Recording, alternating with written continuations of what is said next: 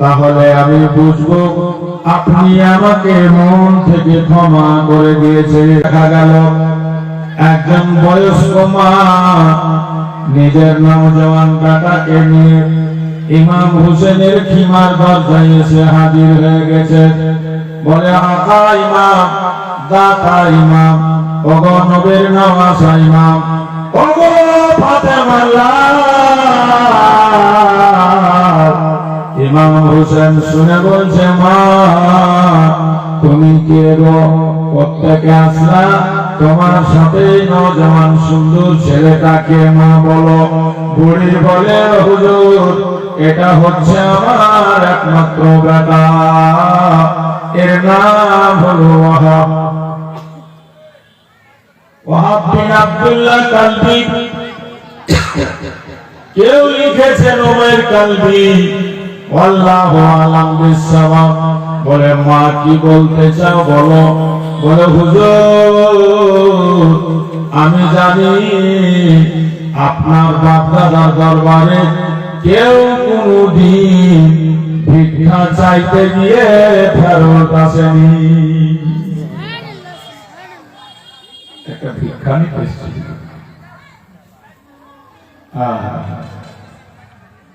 এই দরবার তো সেই দরবার। বলে, হুজুর আপনার বাপ সখী, আপনার ভাই সখী, আপনার মা না খেয়ে থেকে ও দান করেছে। আকা আপনার দরবারে ভিক্ষা চাইতে এসেছি। ইমাম হোসেন বলছে, মা আমি তো 3 দিনের না খাওয়া, আমার কাছে এক ফোঁটা পানি পর্যন্ত নেই, একটা খেজুর নেই, কি ভিক্ষা দিব মা বলো। মেয়েটা বলেছিল, হুজুর খানার ভিক্ষা নয়, পানির ভিক্ষা নয়, দানার ভিক্ষা নয়, কিসের ভিক্ষা নিবে রে মা বলো।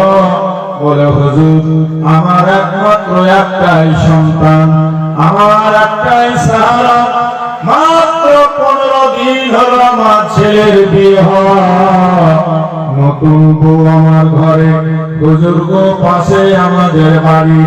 আমি যখন খবর পেয়েছি ইয়াজিদি শয়তানেরা আপনার উপর জুলুম শুরু করেছে, অত্যাচার করতে শুরু করেছে, আপনার সঙ্গে যুদ্ধ ঘোষণা করে দিয়েছে, আমি আমার ছেলেকে গিয়ে বললাম, বেটা রে আমি তোর বুড়ি মা, আজ পর্যন্ত কেউ মায়ের হক আদায় করতে পারেনি রে বেটা, একটা কথা যদি আমার মানতে পারিস আমি তোর মা খুশি হয়ে যাব, নিজের হক তোকে মাফ করে দিব। বেটা বলছে, মা কি করতে হবে বলো। আমি বললাম, আমার নবীর লাল, আমার আলী শের খোদার শাহজাদা, মা ফাতেমার কলেজার টুকরা হোসেন বড় মুসিবতে আছে বেটা, জালিমরা ঘিরে রেখেছে, যুদ্ধ ঘোষণা করে দিয়েছে, হোসেন যেন কারবালায় না চলে যায়। আমার ইচ্ছা একটাই রে বেটা, আমি চাই হোসেনের আগে মারবে মুজাহিদের মতো, তুমি গিয়ে হোসেনের পক্ষ থেকে শহীদ হয়ে যাবে।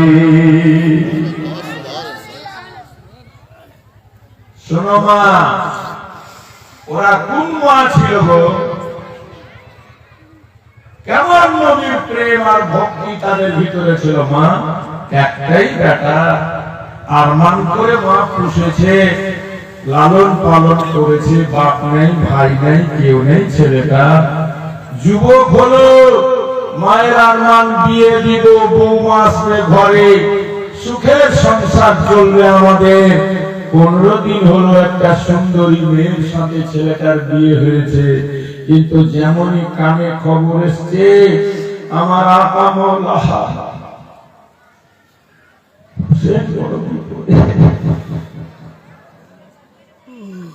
মা ছেলের কাছে গিয়ে হাত জোড় করে দাঁড়িয়েছে, বেটা পারবি কি আমার আরমান পুরা করতে, পারবি আমার আকা হোসেনের আগে গিয়ে শহীদ হতে। ছেলেটা বলছে, মা অত কাকুতি মিনতি করার কি আছে মা? আমি তো তোমারই দুধে মানুষ হয়েছি মা, আমি তো তোমারই দুধে দুধ পান করে মানুষ হয়েছি মা। তো তোমার মধ্যে যদি হুসেনের এত মায়া থাকে, মহব্বত থাকে, ইসলামের জজবা থাকে, জোশ থাকে, তো তোমার বেটার মধ্যে থাকা তো স্বাভাবিক। একদম চিন্তা করিও না মা। আমি তো মনে মনে ভেবেছিলাম আমার জীবনে কোন কাফির শয়তান বেঈমানের সাথে যদি ইসলামের জিহাদ লাগে, যুদ্ধ লাগে, আমি ইসলামের পক্ষ হয়ে মুজাহিদ সেজে গিয়ে যুদ্ধ করব। এটা যদিও কাফিরদের সাথে যুদ্ধ নয় মা, তবুও কোন অংশে কম না। মা তুমি চলো, আমাকে নিয়ে চলো মা, আর আমার আকা হুসেনকে বলো সে যেন আমাকে শুধু পারমিশন দেয়, আমি যাব। মা খুব খুশি হয়ে গেল, বেটা চল তাহলে। তো বেটা বলছে মা 1 মিনিট দাঁড়াও, ঘোড়াতে চেপে গেছে, 1 মিনিট দাঁড়াও। কেন বেটা কি হলো আবার? তো বলে মা তুমি যে 15 দিন আগে আমার বিয়ে দিয়েছো, পরের বেটি তার বাপ মা বিশ্বাস করে সেই মেয়েকে আমার হাতে সঁপে দিয়েছে। আমার অর্ধাঙ্গিনী বেশি দিন হয়নি, 15 দিন হলো তার সাথে আমার বিয়ে হওয়া। ভাবতে পারেন যুবকেরা, বিয়ের পর মানুষের কিছুটা দিন কত রঙিন থাকে, কত আনন্দে কাটে। কুরবান জান ইমাম হুসেনের গোলাম কার নাম ওয়াহাব বলছে, মা দাঁড়া, আমাকে একবার তোমার বৌমায়ের সঙ্গে জীবনের শেষ কথা বলে দিতে পারে। সে আমার অর্ধাঙ্গিনী, আমার উপরে তার হক আছে মা। মা বলছে বেটা আজকালকার মেয়েদের কথা বলা যাবে না, তুমি আমার বৌমায়ের সাথে দেখা করতে গিয়ে যদি আমার বৌমা তোমার হাত ধরে পা ধরে কাঁদতে লাগে, তুমি যদি না যাও বেটা, আমার মনের আরমান পুরো হবে না। বেটা বলছে মা বললাম তো তোমার দুঃখে আমি মানুষ হয়েছি, আজকে তোমার বৌমা কেন জান্নাতের হুর এসে আমাকে বাধা দিতে পারবে না। কিন্তু মা সে তো আমার অর্ধাঙ্গিনী, তার বাপকে ছেড়ে, মাকে ছেড়ে, ভাইকে ছেড়ে, বোনকে ছেড়ে, সমাজ ছেড়ে, সোসাইটি ছেড়ে একটা মেয়ে আমার উপরে বিশ্বাস করে আমার হাত ধরে আমার ঘরে এসছে। মা শেষ দেখাটা করিনি। মা বলছে বেটা যাবি যা, তবে ঘোড়া থেকে আর নামবি না। উপর থেকে কথা ঠিক আছে। বিবিকে রাখো দূরে, এ আমার অর্ধাঙ্গিনী জীবন সঙ্গিনী শরীকে হায়াত, আয় একবার দরজাতে বেরিয়ে আয়, তোর সঙ্গে দুটা কথা বলতে চাই। বিবি ঘুমটা পেড়ে দরজাতে এলো। আমার মা বোনেরা মাথায় ঘুমটা দেয় না, মাথায় চাদর খানাও দেয় না, বাজারে ঘুরে বেড়ায়, সব লোকের সামনে একটু শরম লাগে না। ঘুমটা দিয়ে বেড়াদার মতন বউ দরজাতে এলো। স্বামী কি বলতে চাও তুমি বলো। বলে বিবি বেশি দিন হয়নি, মাত্র 15 দিন হয়েছে তোমার সঙ্গে আমার বিয়ে হওয়া। বিবি এমন একটা কথা বলতে যাচ্ছি রে বিবি, এমন এক জায়গায় রওনা হচ্ছে, হয়তো তোর সাথে আর আমার দেখা হবে না।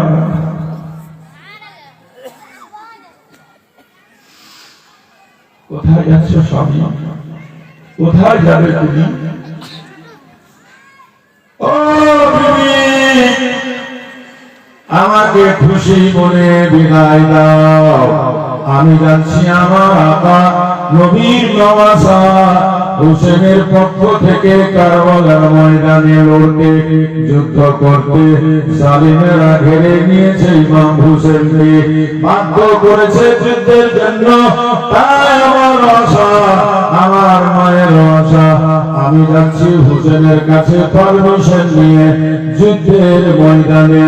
বিবি, যদি তুমি খুশি মনে বিদায় দাও ভালো কথা, না হলে যদি বলো আমি তোমাকে তালাক দিয়ে দিচ্ছি, তোমার বিয়ে হওয়া বেশি দিন হয়নি, ইদ্যত পালন করে বাপের বাড়ি থেকে দ্বিতীয় সংসার করে সুখের জীবন কাটাবা।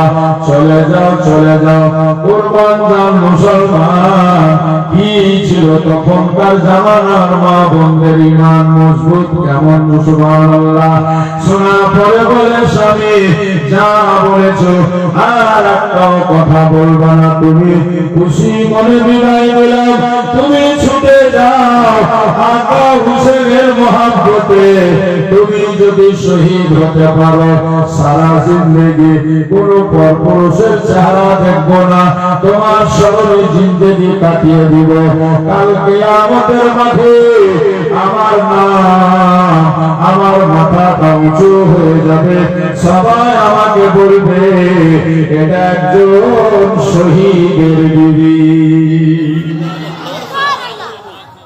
তুমি যাও।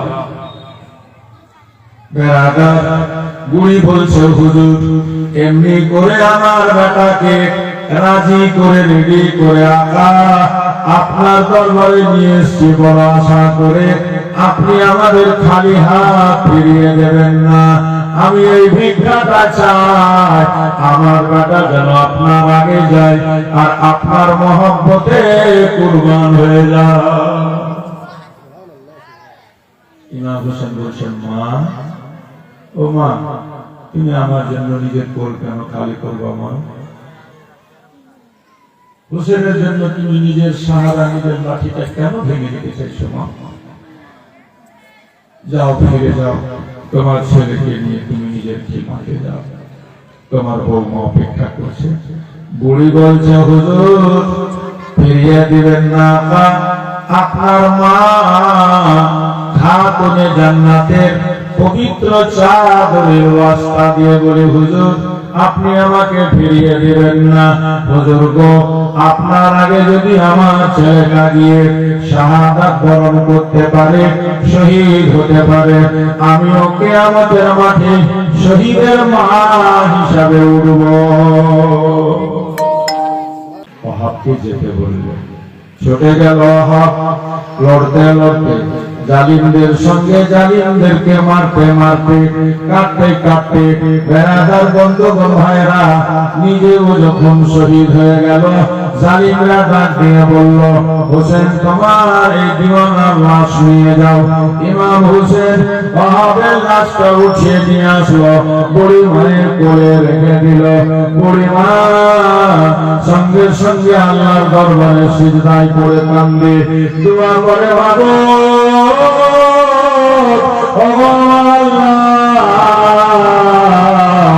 আমার আর একটাও সন্তান নাই গো আল্লাহ, এরকম যদি আমার 100টা টাকা থাকতো আমি আকা হুসেনের আগে সব দিকে কারবালায় কাটিয়ে দিতাম। আপনার মহব্বতের মধ্যে মুজাহিদের মতো লড়েছে, কারণ যে কটা যখন লেগেছে তীর তলোয়ার বল্লম বর্ষি ভালা সব সামনের দিকে যখন হয়ে আছে, আমার বেটার পিঠ পিছে একটাও যখন না।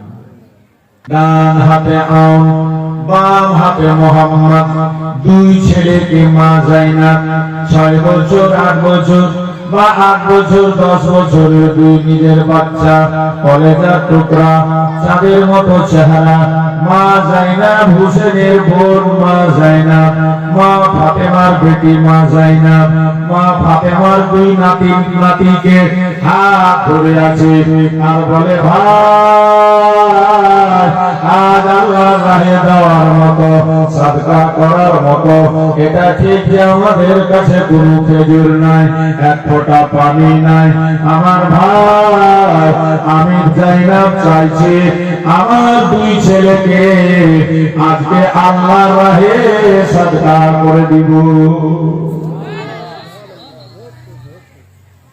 ইমাম হোসেন বলছেন, জাইনাব যে কি বলছো বোন, তুমি আমার আদরের বোন, জাইনাব তুমি আমার আদরের বোন, আর তোমার এই দুই ছেলে নূরের টুকরা, গোলাপ ফুলের মতো তাদের চেহারা। বোন আজ তো কারবালায় যে যাবে সে আর ফিরে আসবে না। আমি কেমন করে কোন মুখে তোকে বলবো যে তুই তোর ছেলেদেরকে পাঠা, কিন্তু মা জাইনার জন্য পিছা ছাড়ছে না। ভাই আমার মন বলছে খোদার রাহে সাদকা করা দরকার। তো তোমার বোনের কাছে তো অন্য কিছু আর নেই ভাই। এই দুই সন্তান আমার আওন মোহাম্মদ, আমি এদেরকে খোদার রাহে সাদকা করে দিতে চাই, তুমি আমাকে বাধা দিও না। কেমনি করে ভাইকে রাজি করেই নিয়েছে। মা জাইনাব খুশি হয়ে ছেলেদেরকে নিয়ে খিমার ভিতরে আসলেন। মা ছেলেদেরকে রেডি হতে বলছেন, বেটা তোমরা যাবে আর কারবালার ময়দানে গিয়ে এই জালিমদের সঙ্গে লড়বে, যুদ্ধ করবে। দোনো বাচ্চা এত খুশি, আহা শাহাদাতের জাম পান করার জন্য। বলে, বেটা তোমাদেরকে যদি জিজ্ঞেস করি যে তোমরা হোসেনের কে, তো তোমরা বলবা না যে ভাগনা, তোমরা বলবা যে আমরা হোসেনের গোলাম। তোমরা নিজেকে বলবা গোলাম, গোলামের পরিচয় দিবা। যাও বেটা। দুই বাচ্চা বলছে, ঠিক আছে মা, আমাদেরকে তুমি রেডি করে দাও, সাজিয়ে দাও, আর চিন্তা করবা না মা, আমরা যাব আর জালিমদের সাথে এমন যুদ্ধ করব যে জালিমরা বলতে বাধ্য হবে, আলী কা ঘর ভি ক্যা ঘর হ্যায়, जिस घर का हर एक बच्चा जिसे देखो शेर खुदा मालूम होता है। আমাদেরকে ময়দানে যেতে দাও। শোনো গো আমার মায়েরা, শোনো গো আমার বোনেরা, যে ইসলামটা আমরা তোমরা পেয়েছি মা, এত সহজে পেয়ে যাইনি মা। কিন্তু তোমরা ইসলামকে মাযাক মনে করেছো, ইসলামকে ফলো করছো না। নবীর নাতনি জাইনাব, মা ফাতেমার বেটি জাইনাব, এই ইসলামকে বাঁচাবার জন্য কত বড় কুরবানি দিয়েছে মা। নিজের কলেজার টুকরা, ফুলের মতো চেহারা আওন মোহাম্মদকে মা রেডি করছে। আজকে মা পাঠাবে কারবালাতে। দুনিয়ার মায়েরা ছেলেদেরকে নানির বাড়ি পাঠায়, দাদুর বাড়ি পাঠায়, নতুন জামা পরায়। আজকে মা ফাতেমার বেটি জাইনাব, হযরত ইমাম হোসেনের বোন জাইনাব নিজের ছেলেদেরকে সাজাতে আরম্ভ করেছে। দাদুর বাড়ি নয়, নানার বাড়ি নয়, আল্লাহ রাস্তাতে শহীদ করার জন্য। মা জামা পরিয়ে দিল, মাথায় শিরোনি করে দিল। পানি নেই যে একটু চোখ মুখ ধুয়ে দিবে, তো মাটি নিয়ে তাই মুখ করাচ্ছে।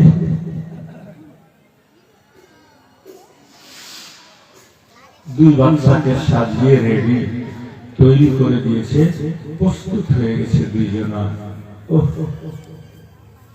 কি তাদের চেহারা! কিন্তু 3 দিন থেকে ভোকা পেয়াসা। মায়ের সামনে দুই লাল দাঁড়িয়ে আছে।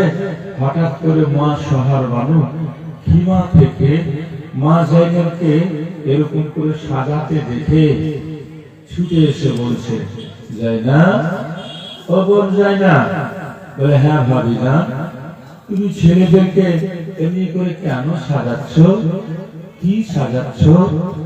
মা জাইনাব বলছে, ভাবিজান, আমি আমার ছেলেদেরকে জান্নাতের দুলহা সাজাচ্ছি। আমি আমার ছেলেদেরকে জান্নাতের দুলহা বানাচ্ছি। সাজিয়ে নিয়ে দুই বেটাকে সামনে দাঁড় করে বলছে আও মোহাম্মদ, হ্যাঁ মা আই বেটা, একবার আমার বুকে মা বলে লিখে যা।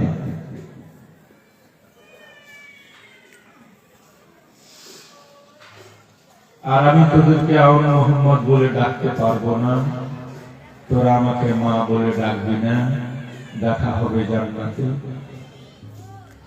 একবার মা বলে জন্মের মতো আমাকে মন ভরে ডেকে নে। দুই বাচ্চা আম্মা বলে ডাক দিল। 8-10 বছরের দুই ছেলেকে মা বুকে জড়িয়ে ধরে নিয়েছে। আমার আল্লাহ বলে, জিবরিল, ও জিবরিল ফেরেশতা, আমার নবীর নাতনি যায়েনবকে ডাকে। জিবরিল, এক মা কেমনি করে বাচ্চাদের আদর করে বুকে জড়িয়ে ধরে আছে তা। ওগো জিবরিল, আজ যদি নবী বংশের পরীক্ষা না হতো, আওলাদে নবী সৈয়দ ঘরানার পরীক্ষা না হতো, তাহলে আমি মা বাবাকে আলাদা করতাম না। বেশ কিছুক্ষণ বুকে ধরে রেখে মা যায়েনব বলছে, আল্লাহ, জালিমেরা ভাববে হুসেন বুঝি ভয় পেয়ে গেছে, যা বেটা ছুটে যাবে। দুইজন ছুটে গেল কারবালার ময়দানে। দুটো বাচ্চাকে দেখে ওমর ইবনে সাদ বলছে, আমি চিনে গেছি, এরা হুসেনের ভাগনা, এরা শেরে খোদা নাতি। বাচ্চা দুটো কারবালার ময়দানে গিয়ে তলোয়ার ঘোরাচ্ছে আর বলছে, হাল মিন মুবারিস, কে আছো আমাদের মোকাবিলায় এসো। কেউ যায় না, কারণ এই দলে যে 22,000 সৈন্য ছিল বাবা, সব বড় বড় নামি দামি যোদ্ধা, পাহলমান, হায়ার করা। এরা বলছে ছোট্ট ছোট্ট বাচ্চাদের সঙ্গে আমরা হাত মিলাতে যাব, আমাদের নামে বিরাট বড় কলঙ্ক আসবে, বদনামি চলে আসবে। ওমর ইবনে সাদ বলছে, ছোট্ট বাচ্চা ভেবো না, ভুখা প্যাসা মনে করিও না, এরা হলো আলীর ঘরানা। কেউ যায় না। তখন একজন আর একজনকে ইশারা করলো, কি ভাই, ভাই আমাদেরকে ছোট্ট বলে এরা ইনকার করছে, তো চলো আমরাই 22,000 সৈন্যর মধ্যে ঢুকে যাব। ঢুকে গেছে দুই বাচ্চা। ইতিহাসের গণ প্রমাণ করছে, ছোট্ট ছোট্ট জান, ছোট্ট ছোট্ট হাত, কিন্তু এমন করে তলোয়ার চালাচ্ছিল মনে হচ্ছে বিজলি চমকাতে লাগলো। জালিমেরা ভীরু মেষ পালনের নেই, ভয় পেয়ে ভুঁই ভুঁই মোষ যেমন পালায় জন্তু জানোয়ার দেখে, তেমনি করে ছত্রভঙ্গ হয়ে পালাতে লাগলো। দুই ভাই কেটে যাচ্ছে, সামনের দিকে বেড়ে যাচ্ছে, কেটে যাচ্ছে, সামনের দিকে বেড়ে যাচ্ছে। সামনে দেখছে সেনাপতি ওমর বসে আছে। আউন মোহাম্মদকে বলে, মোহাম্মদ আউনকে বলে, চল ভাই, এই শয়তানকে মারতে পারলে যুদ্ধ শেষ হয়ে যাবে। একটু আগালে, আরেকটু আগে মারতে পারলে শয়তানকে আমরা মেরে শেষ করে দিতে পারবো। দুইজন আগাচ্ছিল, মেরে যাচ্ছিল। ওমর ইবনে সাদ বলল, ওরে শয়তানেরা, দেখে তোমরা আলীর লালদের কামাল, সবাইকে হিলিয়ে দিয়েছে দুটো বাচ্চা। আরে এরা যদি ভুখা প্যাসা না হতো, তাহলে একাই দুটো বাচ্চা সবকে শেষ করার জন্য যথেষ্ট হয়ে যেত। তাড়াতাড়ি ঘিরে নে, নচেৎ সব সর্বনাশ হয়ে যাবে। জালিম শয়তানেরা দূর থেকে ঘিরে চালাতে লাগলো তীর, মারতে লাগলো বন্দুক, মারতে লাগলো বর্ষি, মারতে লাগলো ভালা। বড় সিনাতে ঢুকে গেল। ছোট জঙ্গি তাকে উঠাতে গিয়েছিল। একসাথে দুইজনকে ওমর ইবনে সাদের কাছে পৌঁছাবার আগে জালিমেরা শহীদ করে দিল। ইন্না লিল্লাহি ওয়া ইন্না ইলাইহি রাজিউন। ডাক দিয়ে বলল, হুসেন, তোমার ভাগনাদের লাশ নিয়ে যাও। ইমাম হুসেন গেল, সাথে আব্বাস আলমবরদার ইমাম হোসেনের ভাই গেল। দুইজন দুইজনকে কোন রকম করে উঠিয়ে নিয়েছে আর মা জাইনাবের কোলে গিয়ে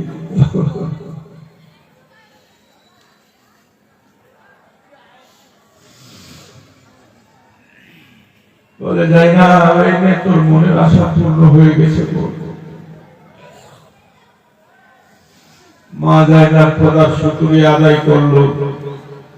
বেরাদার বন্ধুগণ ভাইরা, এদিকে আমরা মোহাম্মদকে নিয়ে এসে শুধু রাখতেই নেই, ওইদিকে ইমাম হোসেনের খিমার দরজায় দাঁড়িয়ে আছে 19 বছরের ভাতিজা, বড় ভাই হযরতে কাসিমের লাল, বড় ভাই হযরতে ইমাম হাসানের লাল হযরতে কাসিম রাদিয়াল্লাহু তাআলা আনহু। 19 বছর যার বয়স, সে দাঁড়িয়ে আছে ইমাম হোসেনের খিমার সামনে। ইমাম হোসেন বলছে, ভাতিজা কাসিম, বেটা কাসিম, ব্যাপার কি? কাসিম বলছে, চাচা, তুমি কি আমাকে বংশের ছেলে মনে করো না?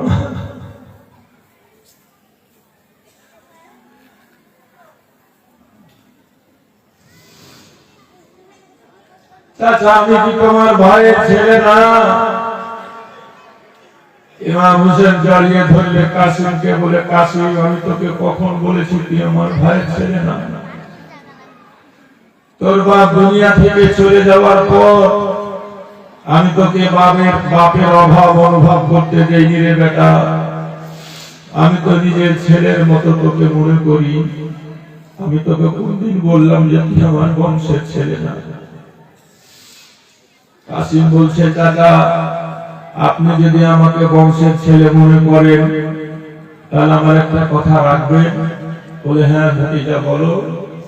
বলে, চাচা, একেবারে সবাই গিয়ে সাথীরা, আপনার বন্ধুরা, আপনার চাহনেওয়ালারা, এমনকি আমার ফুফুজানের 2 ছেলে আউন মোহাম্মদ কারবালাতে শহীদ হয়ে শাহাদাতের পেয়ালা পান করেছে, জান্নাতে চলে গেছে।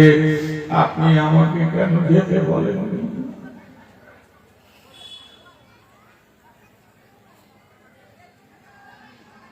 ইমাম হোসেনের যেন সহ্য হচ্ছে না ভাতিজার এই কথা শুনে।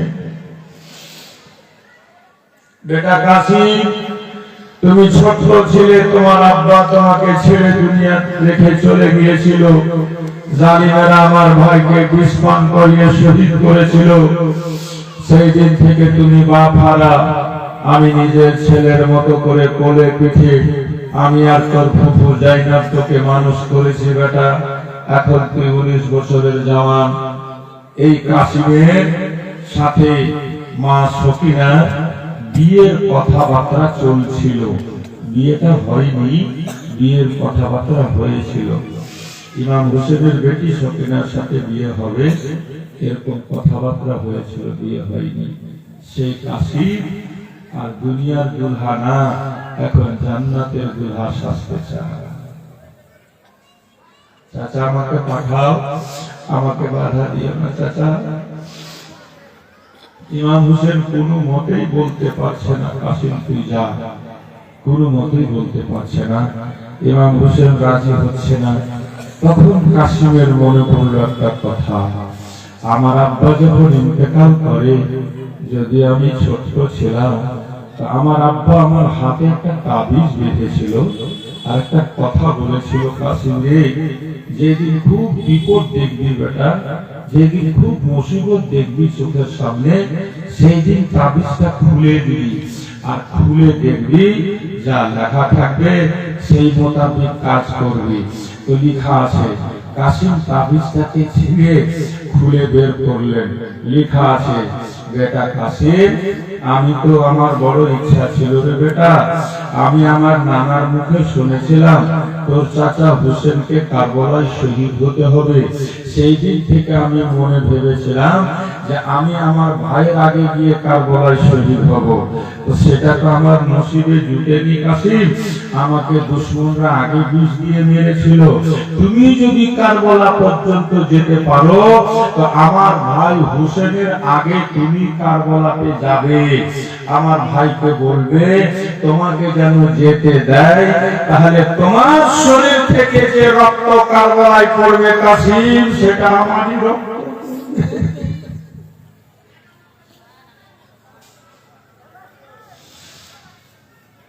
এইভাবে আমার মনের আশাটা পূর্ণ হয়ে যাবে বেটা। কাসিম দেখছে এটা তো তাবিজ নয়, আমার আব্বা চিঠি লিখে গিয়েছিলেন। তখন বললেন, চাচা যান, আপনি আমাকে নিষেধ করছেন, এই দেখেন আপনার বড় ভাই কি লিখেছে। ইমাম হোসেন সেটাকে নিয়ে বড় ভাই লেখাকে বুকে লাগালেন, মুখে লাগালেন। দেখছেন তো খাচ্ছে হোসেন, আমার কাসিমকে কি মানা করছি না।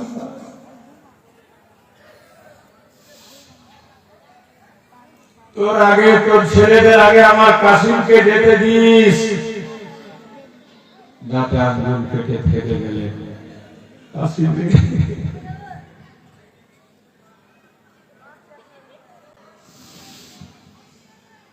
আমি তোকে আর বাধা দিতে পারলাম না বেটা, তবে তোকে মানুষ করাতে শুধু আমার হাত নেই, আমার চাইতে বেশি আমার বোন জাইনাবের হাত, তোর ফুফুর হাত আছে বেটা। যা তোর ফুফুর সাথে দেখা কর, তোর মায়ের সাথে দেখা কর, সবার কাছে পারমিশন নেই। যখন জাইনাবের কাছে গেছে, মা জাইনাব কাসিমকে বুকে জড়িয়ে ধরে নিয়েছে। আমার ভাইয়ের এই বাপারা সন্তান, তোকে বড় কষ্ট করে আমরা লালন পালন করছিলাম বেটা। যে মা জাইনাব হাসতে হাসতে নিজের ছেলেদেরকে কাটিয়ে দিয়েছে, আর যেন কাসিমকে বুক থেকে আলাদা করতে পারছেন না, তবুও বাধ্য হয়ে কাসিমকে বললেন, তুই তোর মায়ের কাছে যা। মায়ের কাছে গেল, মাও শুনে খুব খুশি। যা বেটা, তোর আব্বা যেভাবে বলেছে সেভাবে তুই আমল কর, আমি মুসাল্লাতে তোর জন্য দোয়া করছি। আমি এই খিমার মধ্যে মুসাল্লা বিছিয়ে তোর জন্য সদা সর্বদা দোয়া করছি, আল্লাহ যেন তোকে শাহাদাতের মাকাম দান করে। হযরতে কাসিম শুধু একটা জামা পরে পায়ে হেঁটে মৌলভী গুণ লিখছে, পায়ে হেঁটে চলে গেছেন কাতলার ময়দান। কাসিম ময়দানে গেল, মনে হচ্ছে আকাশ থেকে চাঁদ নেমেছে।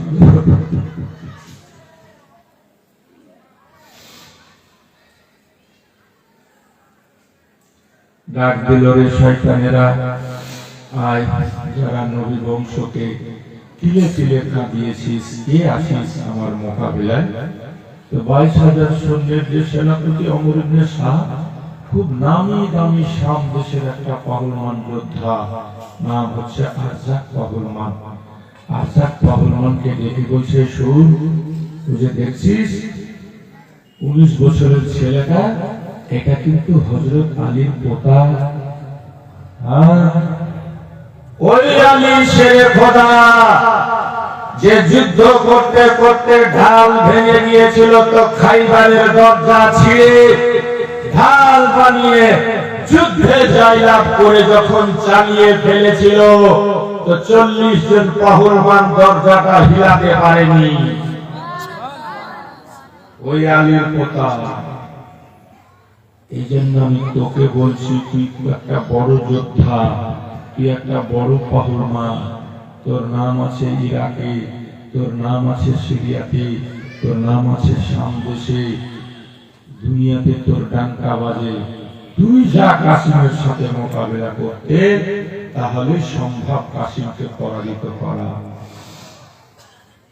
আরজাক পাহলমান বলছে, ধুর মশাই, কি বলছেন আপনি? আমার মতো একটা নামি দামি যোদ্ধা যাবে 19 বছরের ছেলের সঙ্গে পাঙ্গা নিতে, হাত মেলাতে?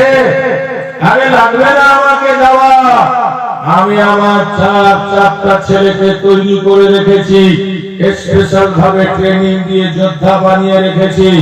ইশারা করব, আমার একটা বড় ছেলে যাবে, কাসিমের মাথা কেটে আপনার কাছে নিয়ে এসে হাজির করে দিবে। বলছে, তাই নাকি? বলে, হ্যাঁ। বলছে, দেখো তাহলে যেটা ভালো হয়, কিন্তু আমার তো মনে হচ্ছে সম্ভব হবে না। যদিও ছেলেটা ভুখা পেয়াসা। বেরাদার আজাদ পহলওয়ান কাসিমের সামনে যাওয়াকে নিজের তৌহিদ মনে করলো, নিজেকে খাটো হয়ে যাব এটা ভাবলো, অহংকার নিয়ে বসে থাকলো। বড় ছেলেকে ইশারা করলো, তার বড় ছেলে ঘোড়াতে চেপে বেরাদার বন্ধুগণ খুব একটা দামি তলোয়ার নিয়ে হযরতে কাসিমের সঙ্গে মোকাবিলায় গেছে। আর যেমনি কাসিম দেখেছে তার বড় ছেলেকে আসতে, কাসিম 2 মিনিটের মধ্যে তার বড় ছেলেকে মাটিতে ফেলে দিয়েছে, কেটে 2 টুকরা করে দিয়েছে, আর তার হাত থেকে তলোয়ারটা কেড়ে নিয়েছে। বলুন সুবহানাল্লাহ। আমার করে শ্বাস বললার জাত দেখলি তোর বেটা 2 মিনিটও টিকে থাকতে পারলো না। আমি আগেই বলেছি এটা মাওলা আলীর পোতা। তখন বলছে জাহাপনা হয়তো আমার ছেলে কোনো পাইকারাতে ভুল করেছে, আমি দ্বিতীয়টাকে পাঠাচ্ছি। দ্বিতীয়টা গেল হযরতে কাসিম শেখকে মুহূর্তে তাকেও কেটে দুখণ্ডিত করে জাহান্নামে পাঠিয়ে দিল। 3 নম্বরটাকে ইশারা করলো, হযরতে কাসিম মারলো, তাকে দুখণ্ডিত করলো। 4 নম্বরটাকে ইশারা করলো, এক এক করে 4টাকে কেটে টুকরো কাসিম একাই করে দিয়েছে। আজাদ পহলওয়ান এইবার আর নিজেকে সহ্য করতে পারছে না, ঘোড়ার পিঠে চেপে গেল। কাসিম তো হেঁটে হেঁটেই যুদ্ধ করছিল, এমন বড় যোদ্ধা, এমন বড় পহলওয়ান, এমন ভারী ভারকাম, এমন তার ওজন, ঘোড়া পর্যন্ত তাকে নিয়ে হিমশিম খেয়ে যায়। সেই যোদ্ধা, সেই পহলওয়ান সুসজ্জিত হয়ে ঢাল নিয়েছে, তরবারি নিয়েছে, বল্লম নিয়েছে, বর্শা নিয়েছে, বর্শা নিয়েছে, দড়ি নিয়েছে, শিকল নিয়েছে, না জানে কত কি নিয়েছে। আর দাঁতের উপর দাঁত রেখে কারবালার ময়দানে এসে বলছে কাসিম। হযরতে কাসিম বলছে অত চেঁচামেচি কেন? কি বলছিস বল? বলছে তুই আমার 4 ছেলেকে কেটে দিয়েছিস, এবার আমি দেখবি যুদ্ধ কাকে বলে, যুদ্ধ কাকে বলে। আমার নাম আজাদ পহলওয়ান, আমার নাম শুনলে সিরিয়া কাঁপে, ইরাক কাঁপে, শাম কাঁপে, মিশর কাঁপে। কাসিম বলছে দুনিয়া কাঁপতে পারে, আমিও ছেড়ে ধরালাম। শুনে রে, তোর মতো পহলওয়ানের দাম আমার সামনে একটা মশা, একটা মাছি চাইতে বেশি। জোরে বলেন সুবহানাল্লাহ।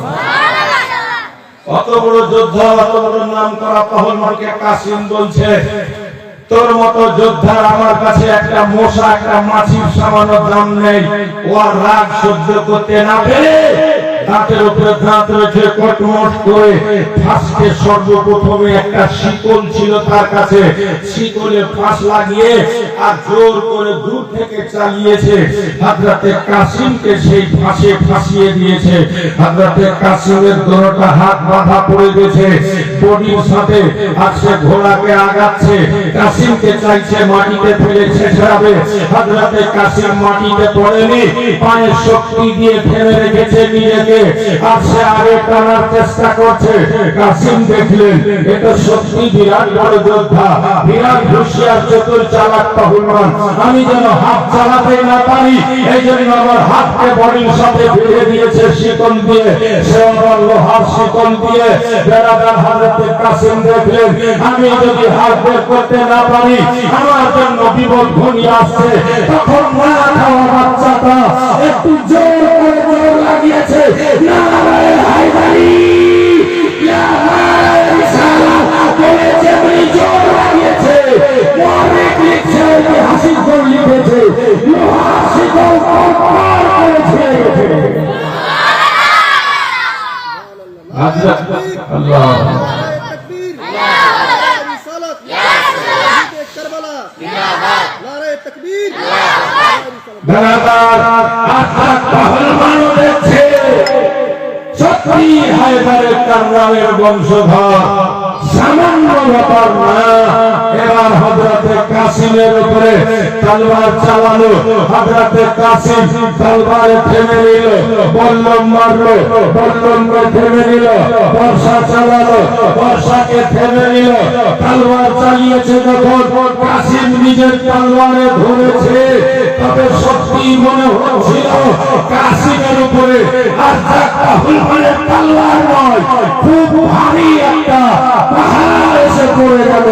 তবুও কাসিম সহ্য করে নিয়েছে, বরদাস্ত করে নিয়েছে। কোমর থেকে কাসিম যখন তলোয়ার বের করেছে, আর তার পাহলমান দেখে বলছে, কাসিম এটা আমার ছেলের তলোয়ার, আমি বহু শখ করে তলোয়ারটা কিনে দিয়েছিলাম, এই তলোয়ার তুমি পেলে কোথায়? কাসিম বলছে, তোর ছেলে আমাকে তলোয়ারটা এই জন্য দিয়ে গেছে, আমি যেন এই তলোয়ারে তোকে কেটে টুকরো টুকরো করে নিতে পারি। বহুক্ষণ চেষ্টা চালালো, কাসিমকে পরাজিত করতে পারছে না। হযরত কাসিম চেষ্টা চালাচ্ছেন, রাজ্জাককে ঘোড়া থেকে ফেলতে পারছেন না। তখন মাইনে একটা কথা আসলো, আল হারবু ফুলহাতুন, ব্রাদার যুদ্ধ হচ্ছে ধোঁকা। তাই উনি একটা চেষ্টা করলেন, দেখি একে ফেলা সম্ভব হচ্ছে কিনা। তখন হযরত কাসিম মুচকি হেসে বলছে, আল্লাহ তোর ছেলেকে তো কেটেছি, কিন্তু শুনেছি তোর নাম খুব মশহুর, জামানা তুই একজন বিশাল বড় যোদ্ধা, বাহাদুর বীর পুরুষ, কিন্তু দেখছি তোকে যুদ্ধ করার পয়তারা তুইও তো জানিস না। আরে আমি তো জীবনে যুদ্ধের ময়দানে পা রাখিনি, আমি জীবনে প্রথম কদম রেখেছি, কিন্তু দেখছি তোর যুদ্ধের চাল ঠিক নেই। আকাশে আরজাক বলছে, কোথায় মিস্টেক পেলে, কোথায় ভুল পেলে, আমি কি চালে ভুল করেছি যুদ্ধে, কোথায় আমার পয়তারা ভুল হয়েছে। হযরত কাসিম বলছেন, দেখ তোর ঘোড়ার পালন খসে গেছে, তোর ঘোড়ার পালন খসে গেছে, তুই কোন যোদ্ধারে এত খেয়াল নাই, তুই এখনই ঘোড়া থেকে পড়লি কি করলি। আর যেমনি আরজাক ঘোড়ার পালনকার দিকে নিজের মুখ করে দেখেছে, হযরত কাসিম তার ভেড়ার তলোয়ার উঠে না চালিয়ে দিয়েছে। আরজাক দুঃখিত হয়ে সঙ্গে সঙ্গে দাঁড় করে মাটিতে পড়ে গেল। বেরাদার বন্ধুগণ ভাইরা, যখন সে পড়ে গেছে, কেউ কেউ লিখেছে এতক্ষণ তো কাসিম পায়ে হেঁটে যুদ্ধ করছিল, বেটার তলোয়ার দিয়ে বাপকে কেটেছে, চড়ার জন্য তার ঘোড়াটা পেয়েছে। কাসিম ঘোড়াতে চাপলেন, ঘোড়াতে চেপে ঘোড়াটাকে চাবুক মেরে এতক্ষণ ধরে একাই 3 দিনের ভুকা পেয়াসা হযরত ইমাম হাসান লড়ছিল। ঘোড়াটার মুখটা শুকিয়ে গেছে, গলাটা শুকিয়ে গেছে, তাই সেই ঘোড়াতে চেপে কেউ কেউ লিখেছে, একবার কেউ কেউ লিখেছে লড়তে লড়তে শহীদ হয়ে গেছিলেন, আবার কেউ লিখেছে ওই ঘোড়াটা পেয়ে আরজাক পাহলমানের ঘোড়াতে চেপে ঘোড়াকে সাতপাট দৌড়িয়ে খিমাতে গিয়েছে, আর বলেছে, ইয়া আম্মা হো আলাতাস, চাচা যান পিয়াস, চাচা যান পানি, চাচা যান আমার বুক ফেটে যাচ্ছে, চাচা যদি একটু পানি পান করাতে পারো, আর কাউকে কারবালায় যেতে হবে না, কাশিম একাই যথেষ্ট হয়ে যাবে।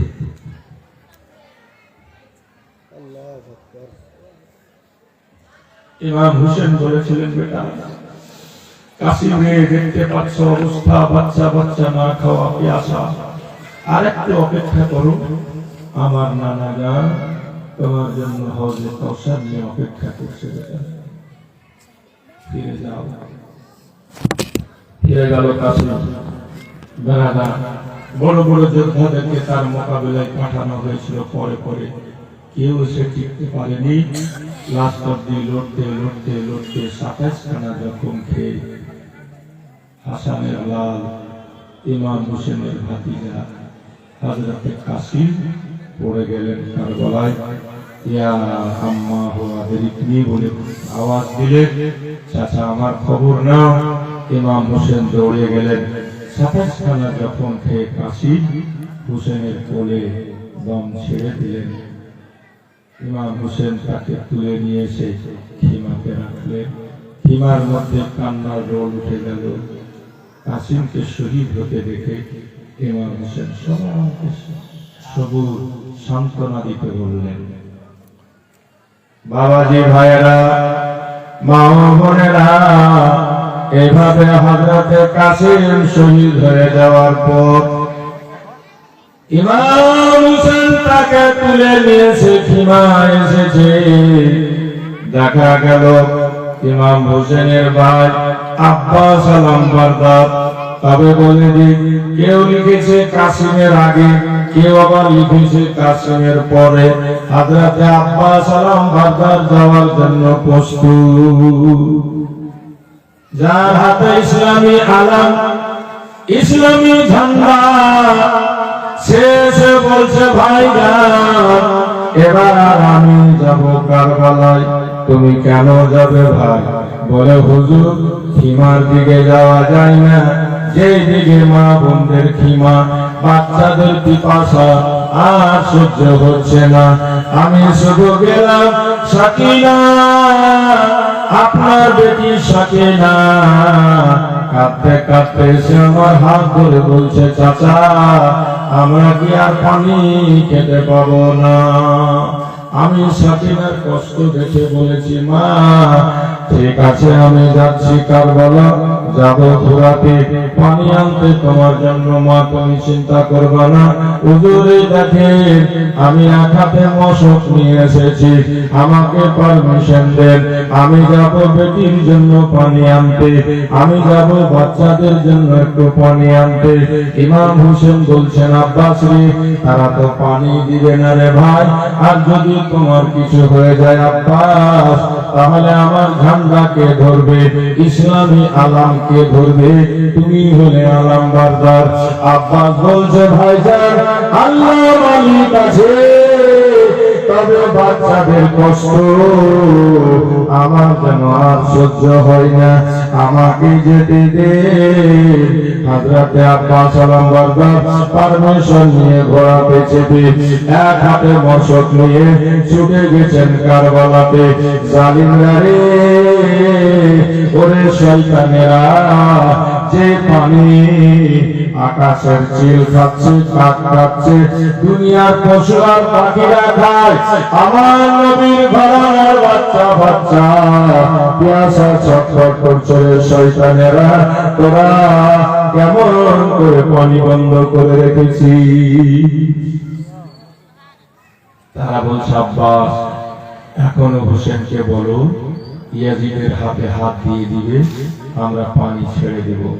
হযরত আব্বাস আলম বারদার বলছেন, এটা হোসেনের দ্বারা কখনো সম্ভব নয় যে হোসেন যুদ্ধকে সমর্থন করবে, হোসেন সারাবি কামালকে সমর্থন করবে, এটা সম্ভব নয়। তো বলে পানি দেওয়াও সম্ভব নয়।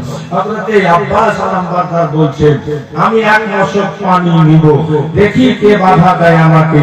আব্বাস আলম বারদার তলোয়ার চালাচ্ছেন, জালিমরা যে সামনে আসছে কাটতে কাটতে কাটতে কাটতে ঘোড়া নিয়ে পৌঁছে গেছেন ঘোড়াতে। এক মশক পানি উঠালেন, বাম গর্দনে লটকে নিয়েছেন, ডান হাতে তরবারি। বেরাদার কেউ লিখেছে, আব্বাসও তো পিয়াসা ছিল, ইচ্ছা হচ্ছিল পানিতে যখন পৌঁছে গেছি, মৌকা যখন পেয়ে গেছি, সুযোগ যখন পেয়ে গেছি, একটু পানি খেয়ে নি। আব্বাস আলম বারদার এক চুল্লু পানি উঠালো, তো সকিনার কথা মনে পড়ে গেল, বেটি পিয়াসা, আর তার আগে আমি পানি খাবো। খেলেন না, ফেলে দিলেন। কিনার ঘোড়া মুখ লাগিয়েছিল, মালিককে দেখে সেও মুখ তুলে নিল, ঘোড়াতে চাপলো, ঘোড়াকে ফেলতে বলল, ঘোড়া ইশারা পেয়ে ছুটলো, দুলকি মেরে খিমার দিকে ছুটে যাচ্ছিল। মশক বাম হাতে নিয়ে আছে, বেরাদার ডান হাতে তরবার চালাচ্ছে, যে আসছে সামনে কেটে দেয়, ঘোড়া দিয়ে পিষে দেয়, ছুটে যাচ্ছে। ঘোড়াও সাত পাক ছুটেছে, খারাম খারাম খারাম করে চলে যাচ্ছে খিমার দিকে। সাকিনা দেখতে পাচ্ছে আব্বাস আলম বারদার পানি নিয়ে আসছে, সাকিনা খুশি হয়ে গেছে। খিমারগ্রস্ত বন্ধুগণ দরজাতে এসে দাঁড়িয়ে মনে মনে বলছে, আমার চাচা ওই পানি নিয়ে আসছে, ঘোড়া হাঁটছে, ঘোড়া দৌড়াচ্ছে, ধুলা উঠছে, দেখা যায় পানি নিয়ে আসবে, আমার ভাই আসগরকে পান করাবো, আমার আসগর ভাই হেসে আমার দিকে দেখবে, আমরা পান করব। কিন্তু বাবা পানি যে সেই দিন সৈয়দ বংশের নসিবে ছিল না, আল্লাহ পাক তাদের কঠিন পরীক্ষা নিচ্ছিল। এই জন্য জেরানা নামে এক জালিম পিছন থেকে তলোয়ার চালালো, হযরতে আব্বাস আব্বাস সালাম বারদারের ডান বাজু কেটে গেল। হযরত আব্বাস সালাম বারদার বাম হাতে তলোয়ার ধরলো আর ওই হাতে মশক নিয়ে ঘোরাতে লাগলো। আবার একজন জালিম পিছন থেকে ইবনে সাদ সম্ভবত তলোয়ার মারলো, বাম হাতটাও কেটে পড়ে গেল।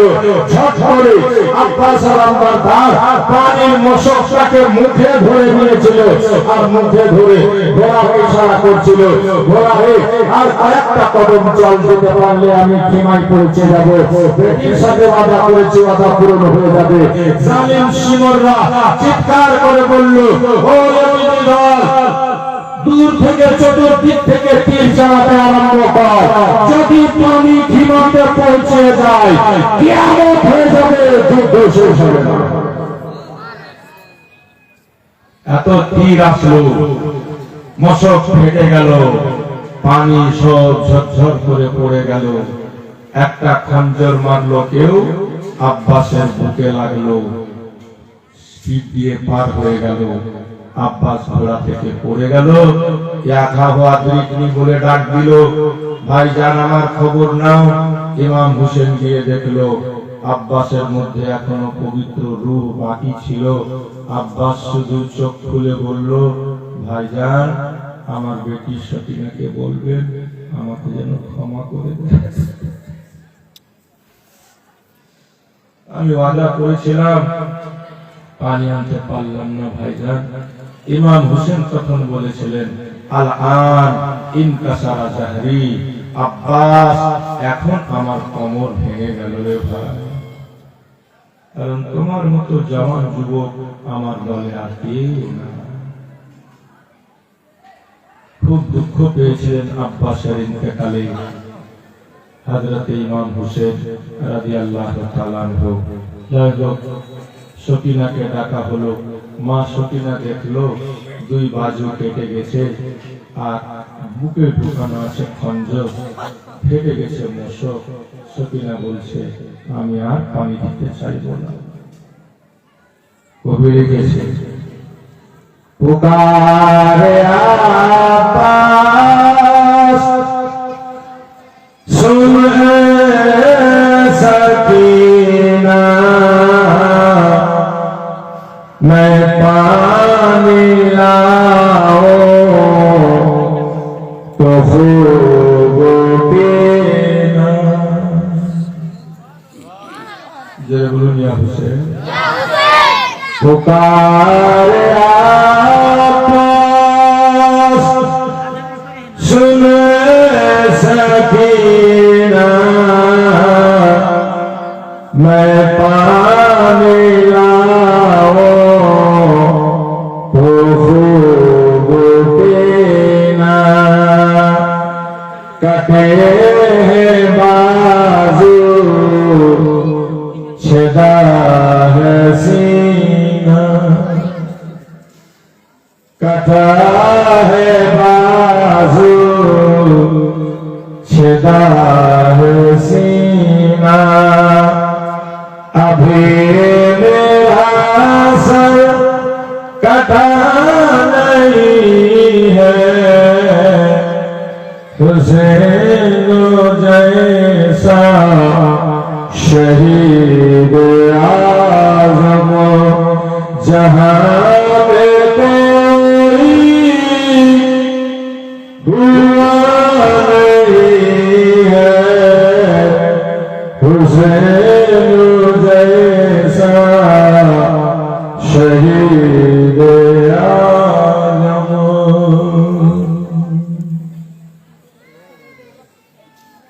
बाबाजी भाईरा, মা বোনেরা, এই করে একেবারে সবাই চলে যেতে লাগলো। এখন বাকি আছে শুধু ইমাম হোসেনের 3 ছেলে। ইমাম হাসানের এক ছোট্ট বাচ্চা ছিল সাথে, যার নাম হাসান মোসান্না বলা হয়।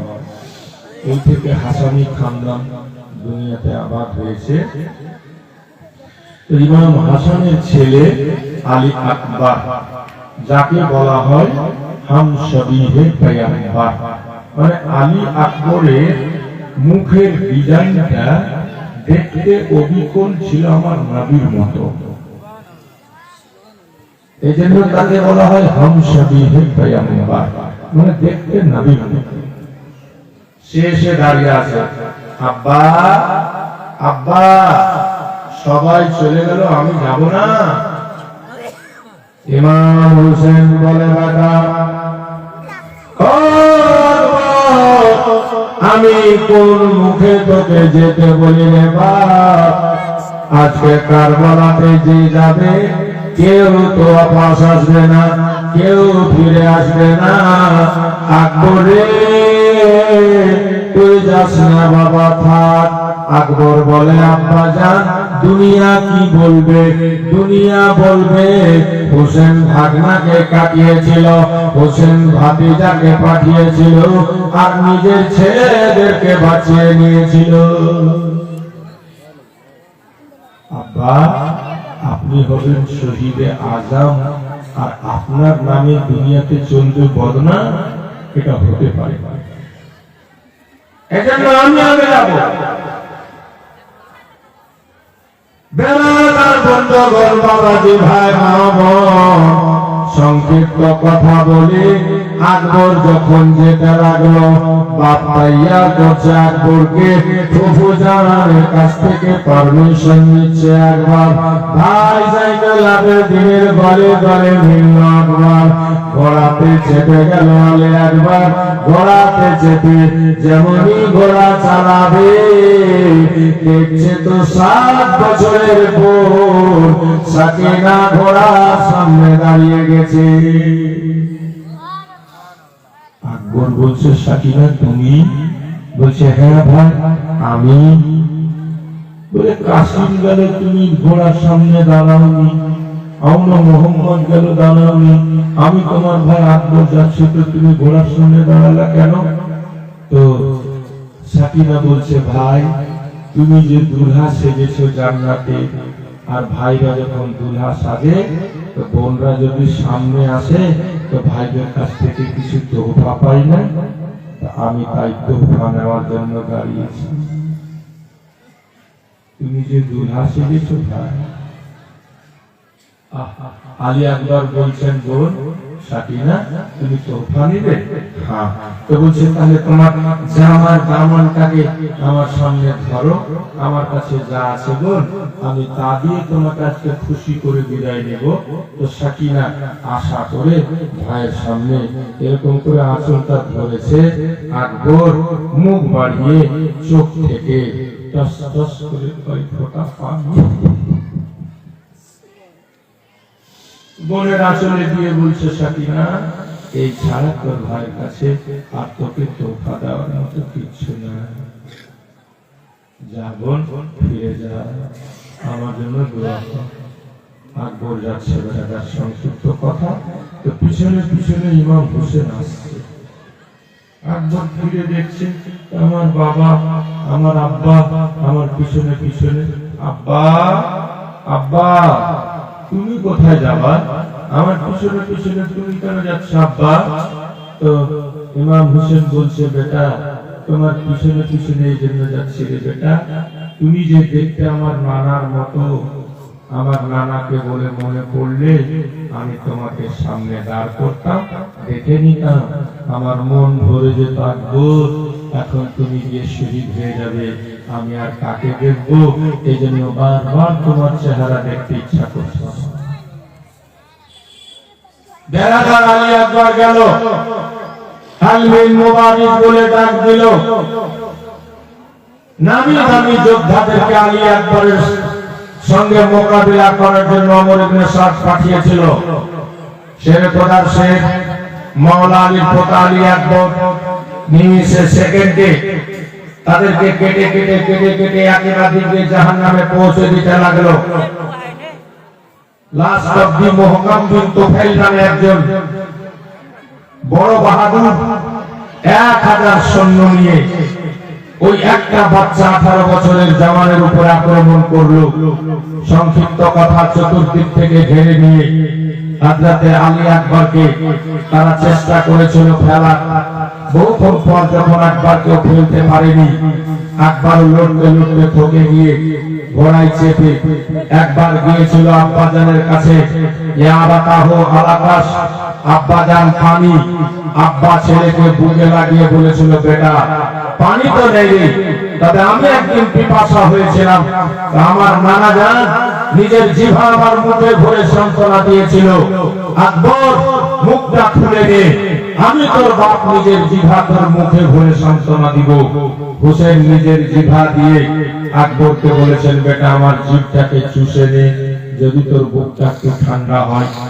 বেড়াদার ফিরে গিয়ে আকবর লড়তে লড়তে লড়তে লড়তে যখন জালিমদের মধ্যে তাহালকা মাচিয়ে দিয়েছে, কেটে কেটে ঢেরি করে দিয়েছে, জঙ্গল ঝুড়া করে জালিমদেরকে ঝুলছে, ঝুলতে ঝুলতে একদিক থেকে বেরিয়ে আর একদিক চলে যাচ্ছে, ফাঁকা মাঠে আকাশের দিকে চেয়ে বলছে, মাওলা ওগো রব্বুল আলামিন, আল্লাহ জালিমরা না হয় পানি বন্ধ করে দিয়েছে, মাওলা তোমার আসমানেও কি পানি নেই?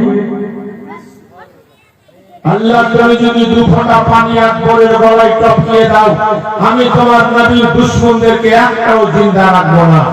আকাশ থেকে যেন গাইবি আওয়াজ এসেছিল, আকবর তুমি তো সেই ঘরানার আওলাদ, একটা লাখ মারলে দ্বিতীয় জমজম বেরিয়ে যাবে এই কারবালাতে, তবে তোমাদের যেহেতু পরীক্ষা চলছে এই জন্য আজকে পানি হবে না, তোমাকে পিপাসা থেকে পরীক্ষা দিতে হবে। মক্কা বিন তুফাইল 1000 সৈন্য নিয়ে ঘিরে চতুর্দিক থেকে বাচ্চাটাকে জখম করে ফেলে দিয়েছিল। আকবরের বুকে খঞ্জর গাঁথা, আকবর পড়ে গেছে মাটিতে। ইয়া বাতাহু আদরিকনি, আব্বা আমার খবর নাও। ইমাম হোসেন ছুটে গেল, বেড়াদার ছুটে গিয়ে দেখছে তো বেটার বুকে খঞ্জর এপার ওইপার হয়ে গেছে। ইমাম হোসেন দেখে সে খঞ্জরকে টানার চেষ্টা করছেন, টানতে যেন পারছেন না। ইতিহাসিক গুণ লিখেছেন, ইমাম হোসেন সকাল থেকে একাই লাশগুলা উঠিয়ে উঠিয়ে উঠিয়ে উঠিয়ে, তিনি তো ভুখা পেয়াসা ছিলেন বাবা, লাশ তুলে তুলে তুলে হাতে একদম ক্লান্ত হয়ে গেছেন। আকবরের মুখ থেকে খঞ্জরটা টানতে গিয়েছেন, টানতে পারে না, জোর করে একবার শক্তি লাগিয়ে যখন খঞ্জরটা টানলেন তো দেখছেন ছেলের বুক থেকে শুধু খঞ্জর বেরিয়ে আসছে না, হযরতে আলী আকবরের পবিত্র দেহ থেকে কলেজা পর্যন্ত বেরিয়ে গেল। হামশাবিহে পয়গম্বর আব্বার দিকে দেখে আর মুচকি হেসে জন্মের মতো চলে গেল জান্নাতে। ইন্না লিল্লাহি ওয়া ইন্না ইলাইহি রাজিউন। হোসেন তার লাশটাকে উঠিয়ে নিয়ে আসলেন খিমাতে, সবাইকে সবর দিচ্ছেন, সবাইকে সান্ত্বনা দিচ্ছেন।